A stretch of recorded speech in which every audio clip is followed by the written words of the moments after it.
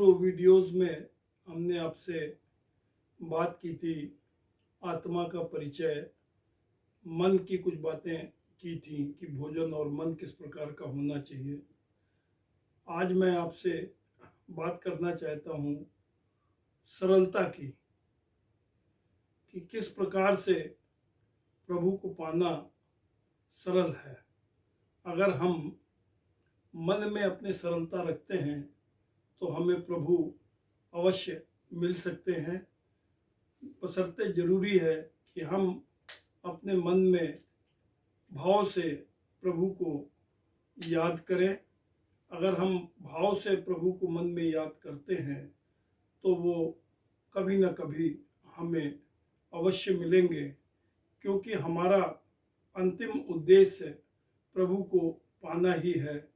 अगर हमको प्रभु मिल जाए तो हमारे जीवन का मूल्य, हमारे जीवन का उद्देश्य सार्थक हो जाएगा। इस बारे में मैं आपसे एक कहानी का वर्णन यहाँ पर करना चाहता हूँ, जिसके माध्यम से मैं आपको यह बताने की कोशिश करूँगा कि सरलता आपको किस प्रकार से प्रभु से मिला सकती है। मित्रों, एक गांव में एक परिवार रहता था। उस परिवार में 4 बूढ़े सदस्य थे, माँ बाप, दादा दादी और 4 बच्चे थे उनके। उसमें एक बच्चा जो था वो कुछ काम नहीं करता था और उसको भूख भी बहुत लगती थी। ऐसी भूख लगती थी कि जितना 15, 20, 25 आदमी खाना खाएं उतना वो अकेले खा जाता था। एक बार वो किसी शादी में गया और जब खाना परोसने वाले ने जब 25-30 पूड़ी उसको परोस दी तो उन्होंने कहा, परोसने वालों ने, कि बेटा बीच में पानी पी लो। तो उन्होंने कहा कि अभी बीच आया ही नहीं है। तो इस प्रकार से वह जहाँ भी जाता था वह खाना बहुत खाता था और परिवार वाले उससे बहुत परेशान थे, क्योंकि वह कुछ काम भी नहीं करता था। तो परिवार वालों ने उसको घर से कहा कि तुम निकल जाओ, काम कुछ नहीं करते हो और खाना तुम्हारे लिए इतना कौन कमाए और कौन लाए। वो निकाल देते हैं परिवार वाले उस बच्चे को, और वो बच्चा उसी गांव में एक कुटिया बनी हुई थी वहाँ पर जाता है और वहाँ पर साधु एक रहते थे। उनसे पूछता है कि प्रभु, मेरे को भूख बहुत लगती है और इसका क्या उपाय है, मेरे घर वालों ने मुझे निकाल दिया है। वो उसको बैठालते हैं और उसको पूछते हैं, संत जी उसके बारे में, उसके गांव से उनको पता था कि यह बच्चा बहुत खाता है। किसी तरीके से शाम हो जाती है और बच्चा फिर से वापस पहुंच जाता है।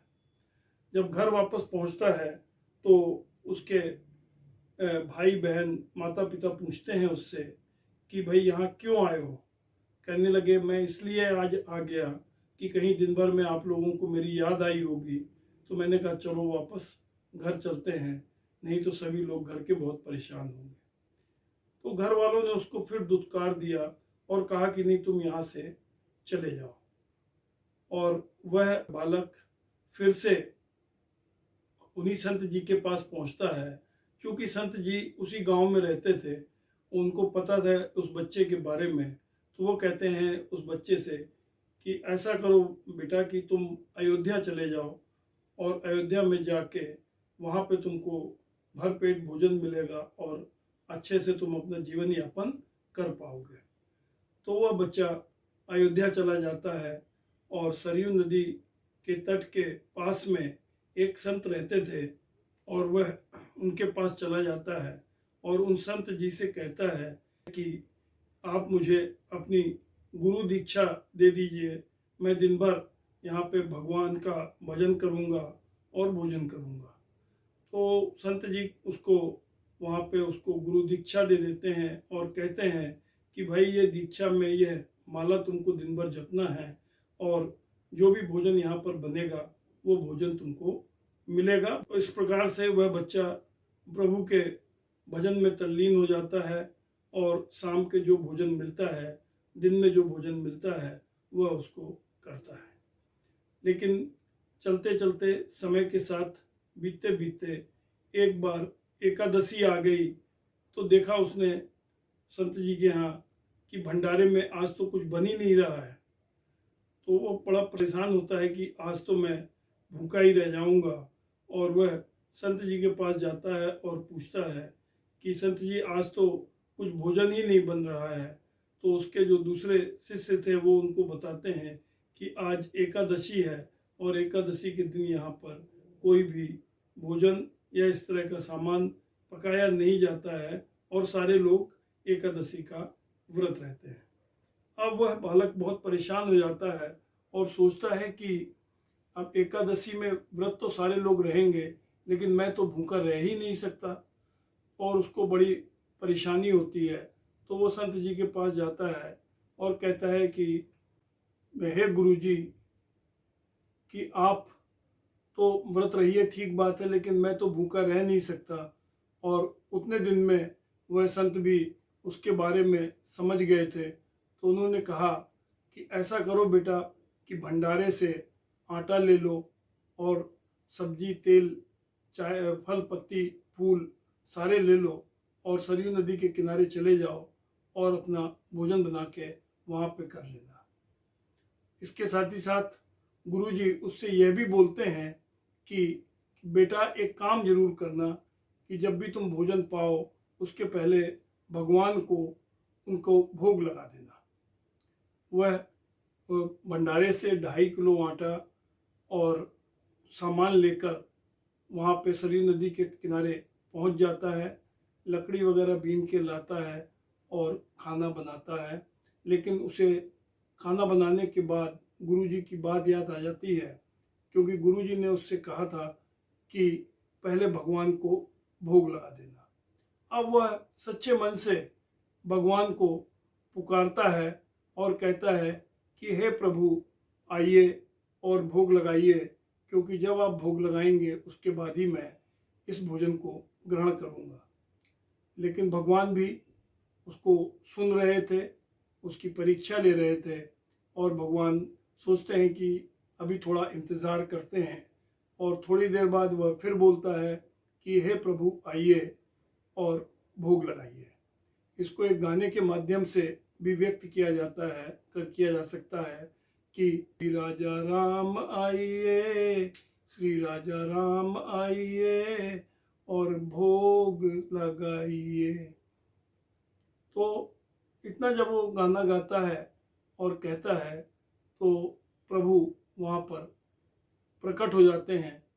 लेकिन वह जब देखता है कि प्रभु आ गए और प्रभु के साथ में लेकिन सीता जी भी थी, तो वो भगवान से कहता है कि प्रभु, मैंने तो आपको भोग लगाने के लिए बुलाया था, परंतु आप तो 2 लोग आ गए। चलिए, फिर भी मेरी एकादशी बन जाएगी और मुझे कुछ न कुछ तो प्रसाद मिलेगा ही। और भगवान भोग लगाते हैं और भोग लगाकर अंतर ध्यान हो जाते हैं।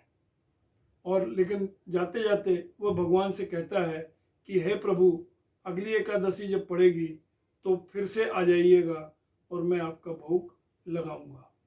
अब वो सोचता है कि एक भगवान को बुलाया था, 2 भगवान आ गए।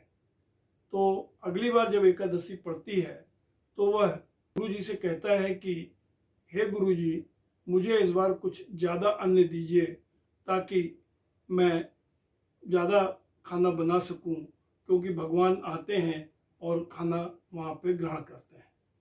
तो उस बार उन्होंने, गुरुजी ने उसकी बात को गंभीरता से नहीं लिया और वह उसको भंडारे में आदेश किया कि इस बार इसको 5 किलो आटा देना और उसी के हिसाब से खाना बनाने का सामान देना। वह 5 किलो आटा और अन्य सामान लेकर पुनः अगली एकादशी को सरयू नदी के तट पर पहुंच जाता है।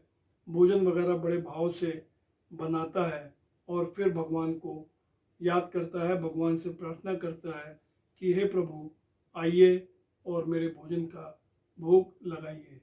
फिर वो कई बार जब वो प्रार्थना कर लेता है तो वो भगवान फिर से वहाँ पे प्रकट होते हैं। लेकिन इस बार भगवान जी के साथ में रामचंद्र जी, सीता जी और साथ में लक्ष्मण जी भी थे। तो वो भगवान से कहता है कि हे प्रभु, ये क्या, आप तो पिछली बार एक के लिए मैंने भोजन बनाया था, आप 2 लोग आए थे, और इस बार फिर आप एक नए भगवान जी को ले आए। तो कहते हैं ये मेरा छोटा भाई है और बहुत जिद कर रहा था, तो मैंने कहा चलो, और इसको भी मैं साथ में ले आया। फिर भी वो सोचता है कि चलो आज भी कुछ ना कुछ, एकादशी तो मन ही जाएगी, कुछ ना कुछ भोजन मिल ही जाएगा। और पुनः वो भगवान भोग ग्रहण करते हैं और अंतर्ध्यान हो जाते हैं। वह अपना भोजन ग्रहण करके फिर सरयू नदी के तट से आश्रम में आ जाता है। और जब अगली एकादशी आती है तो वह गुरुजी से कहता है कि हे गुरुजी, वहाँ पे तो कई सारे भगवान आते हैं भोजन करने के लिए, मुझे कुछ ज़्यादा ही सामान चाहिए। इसमें उनको, गुरुजी को शक होने लगता है कि कहीं ऐसा तो नहीं कि ये यहाँ से सामान ले जाता हो और उसको बेच देता हो। तो उन्होंने भंडारे में आदेश किया कि इस बार इस बालक को 7 किलो आटा देना और उसके हिसाब से खाना बनाने का सामान देना।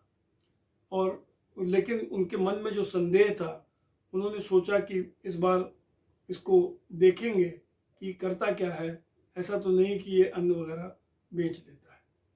तो वह पुनः सरयू नदी के तट पे जाता है और उस दिन जाके सारा सामान रख के भोजन बनाता नहीं है और सीधे थोड़ी देर बाद भगवान को प्रार्थना करने लगता है कि हे प्रभु, आइए और भोग लगाइए, हे प्रभु आइए और भोग लगाइए।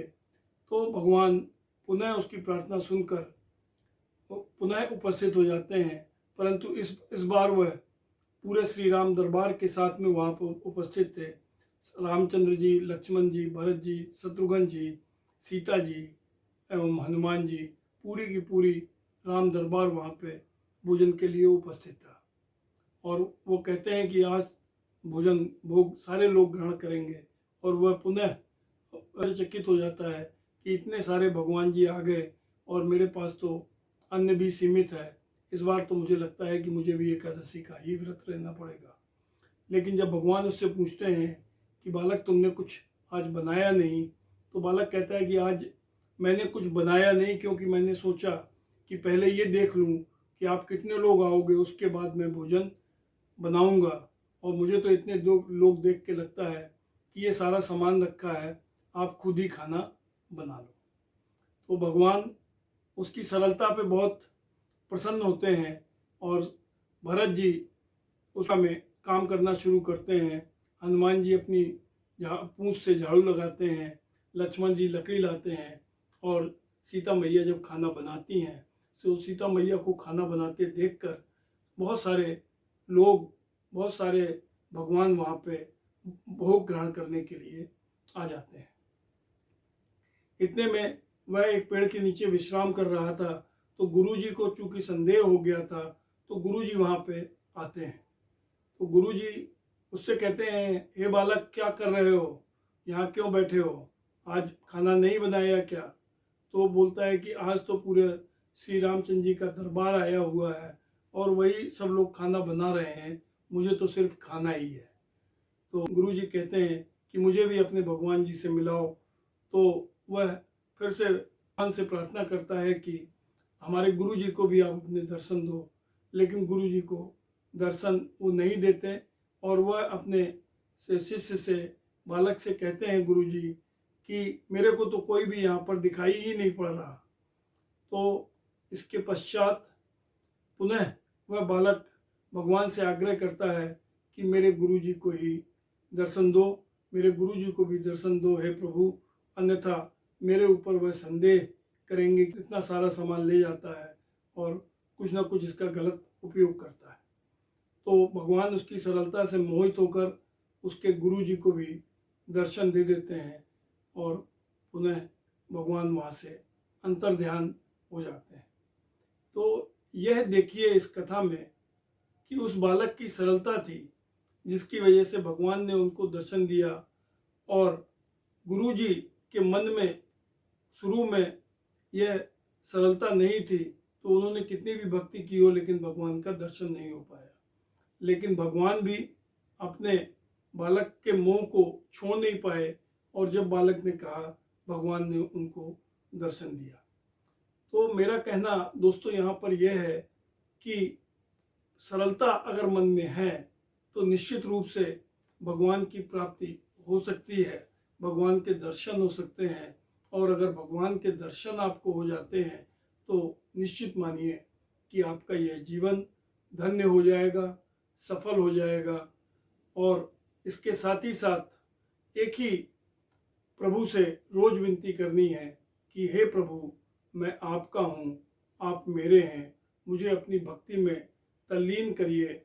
कभी न कभी तो यह समय आएगा कि इस आत्मा को भी प्रभु के दर्शन होंगे, निश्चित रूप से होंगे। बस खाली अगर देर है तो हमारे अपने भक्ति भाव में हमें सरलता लाने की देर है। अपने भक्ति भाव में हम सरलता लाएं, सच्चे हृदय से प्रभु को याद करें, निश्चित रूप से वह हमको मिलेंगे। अगर दोस्तों यह वीडियो आपको पसंद आए तो इस चैनल को सब्सक्राइब कीजिए, इस वीडियो को लाइक करिए।